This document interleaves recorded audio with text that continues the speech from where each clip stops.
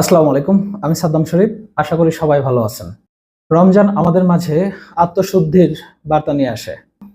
কিন্তু আমরা কি জানি আমাদের প্রিয় নবী হযরত মুহাম্মদ সাল্লাল্লাহু আলাইহি ওয়াসাল্লাম এবং তার সাহাবীরা কিভাবে রোজা রাখতেন?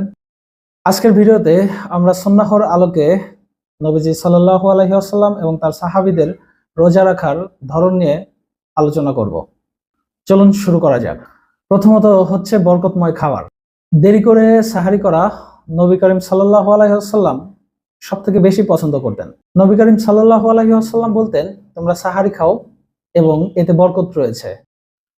তাদের সাহারি আমাদের মতো রাজকীয় ছিল না। কয়েকটা খেজুর আর পানি ছিল তাদের সাহারির মূল উপকরণ ও আদর্শ সাহারি। সাহাবীরা সাহারির সময় একে অপরকে দাওয়াত দিতেন এবং সাহারিতে ইবাদতের আমেজ বজায় রাখতেন।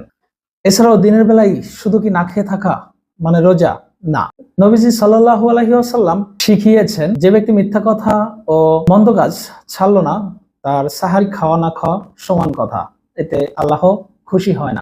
নবীজি সাল্লাল্লাহু আলাইহি ওয়াসাল্লাম অন্যান্য মাসের তুলনায় রমজান মাসে বেশি বেশি দান সদকা করতেন। সাহাবীরাও তাদের যা ছিল তখন বিলিয়ে দিতেন। জিবরাইল আলাইহিস সালাম প্রতি রাতে নবীজি সাল্লাল্লাহু আলাইহি ওয়াসাল্লামের কাছে আসতেন এবং একে অপরকে তারা কোরআন শোনাতেন।